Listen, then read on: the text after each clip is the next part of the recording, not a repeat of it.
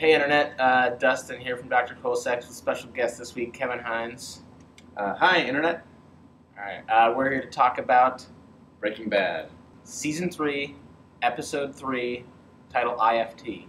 I fucked Ted. I feel like these early episodes, I feel like this every season, are slow. Yeah, And I kind of like the slow. I mean, I know when I first watched this season 1, my initial reaction was like, I like it, but it's slow. I wish it was faster. But then by the end, it wouldn't have changed the thing because it's just, they build really well in the show.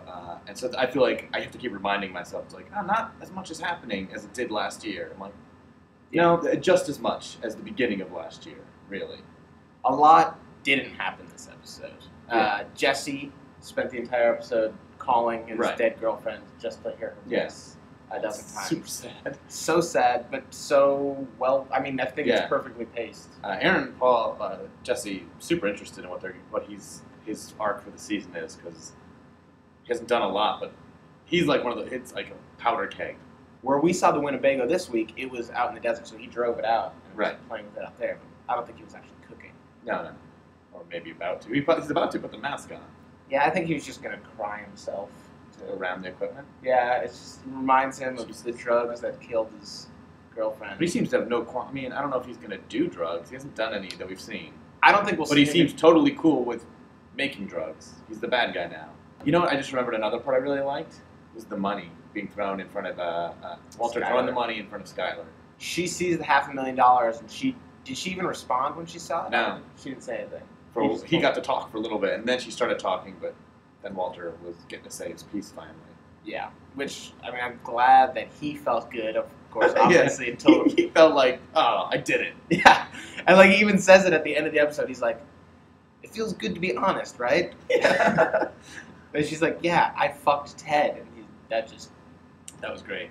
I think it's a power move on her part to see what he'll do, because she saw him trying to call her bluff, now she's trying to call his bluff. What is he going to do? I don't think fuck Ted up? I don't think... I hope not. He scares me. I would think we will see at some point every single character break bad in some sense. Right. And so we've seen Skylar do it a few times.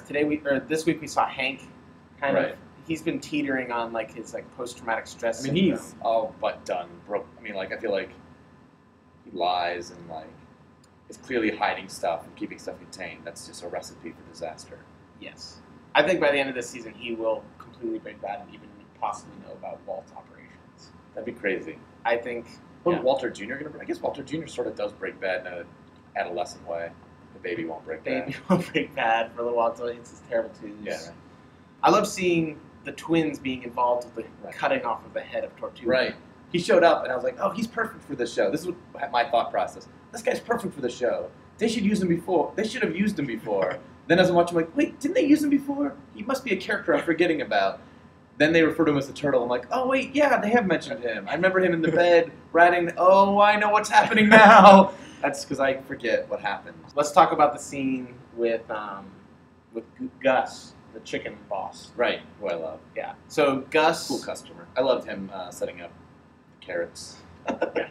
No one touched them. No, I mean, Uncle Tio couldn't touch them. Yeah, but they were in the middle of a long table. No one's reaching for them. It's like...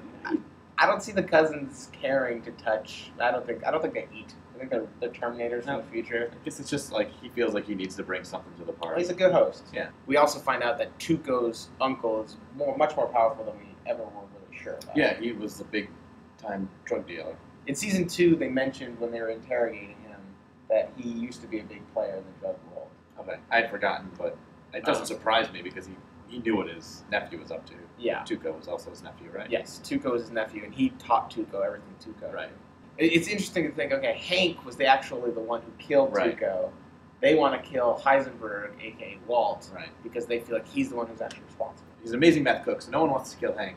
And because of that, he gets away with kind of running his business ineptly. Because, Saul's called him out on it. Numerous people are like, I can't believe you've done this well. Yeah. And it's all because he's an amazing cook. That's the only thing that let him. Every once in a while, because they don't kill him, he surprises them because he's a genius and really fucks people up. Just every now and then people are like, well, we're going to put up with this guy because he's a good cook and he's harmless. He's not harmless. He's not. He obviously has the ability to do some serious damage. So it's a great character because you can't kill him, or you don't want to kill him, but yet he's super dangerous. He's not harmless. Saul is just such a fantastic character, but he's motivated purely by greed. Yeah, he says like, this money is not done yet. He knows that Jesse and Walt are a cash cow, and if he can get them cooking again, he will get a lot more money. He doesn't care if Jesse's involved at all. All he wants to do is Jesse to get Walter to cook, and then he will still give Jesse money if Walter cooks. That was Even if Jesse does nothing else, if Walter cooks, Jesse makes money. His parents must be livid. My parents would be pissed if I had them spend $400,000 to fix my house, and then I bought it back from them at the price that they just spent. Because of the meth lab you had run in the basement. Yes. They don't know about that, though. Good. What's that chicken guy's name? Gustavo. Gustavo was so right last year when he didn't want to work with Walter. He said, your partner is a user and you can't trust users. And he didn't trust Walter either. Really. Like, he made something about Walter he didn't trust either. Walter was like, I'm just like you. And Gustavo was like, no, you're not. And he's right. Like, even this little bit of business he wants to do with Walter, it's really, I think it's a mistake on Gustavo. I think he should let these people kill Walter and he should just lose a little bit of money. Because Walter is more trouble than he's worth. Gustavo's using his chicken truck to distribute it across the country, I think. Pollos, yeah. I think he's a huge distributor, probably for all fucking West Coast and Midwest, Southwest. Doesn't look like a good. I don't think I'd eat at Pollos. Yeah. It looks a little dingy. Yeah, and those chickens didn't look like they showed shots of them in the cages and stuff. I can forget that because I wouldn't know that. But there's shots inside the restaurant. I'm like, it feels a little. I mean, I guess it's like KFC-ish. I would smoke his meth over eating his chicken. Yes, I approve of his meth business more than his chicken business. I think it's cleaner. Yeah, I think it is. I think he runs a sharper business there. That's a joke, but it's true. I really believe that. Yeah. Wow. If he put the time he puts into meth into the chicken restaurant, that'd be a much better restaurant. And he wouldn't be as rich, but I bet he would be doing pretty good. So with Hank this episode, we saw him go into a bar with his partner and just assume some dudes looked like they were druggies. And so he pretended he wasn't going to do anything about it and then went back in without his gun and started a fight with these guys and beat the shit out of them. I have 2 or 3 theories. One, he just wanted to kick butt again to prove he could do it. Okay. Because like he's felt like a wimp. Okay. Since the post-traumatic stress thing kicked in. Or 2, he wants to get in trouble, so he doesn't have to go to El Paso. Right, when he knows he can't handle it. Right. Or 3, he's just going crazy from the post-traumatic stress and he just like needs an outlet. Okay. Yeah, I think those are all good answers. Which do you think it is? I think it's the El Paso. I don't think he wants to go back to So you think he's self-destructing to get in trouble? Yes, I think it's a combination of that and the post-traumatic stress syndrome. Like, when he went in that bathroom, he was, like, freaking out. Yeah, looking in the cracked mirrors, like, ugh, Two-Face. Next episode, or most episode after, some real big stuff's gonna. It feels something like we're close. Yeah. The kettle's boiling, or the what's it called? The powder keg is full. The fuse is right about there. It's like Mission Impossible theme song's almost over, and pretty soon it's gonna explode. I mean, what's gonna happen is I think it's gonna explode once we see the cousins have to interact with Walt or something. Do you think Walter's gonna kill the cousins?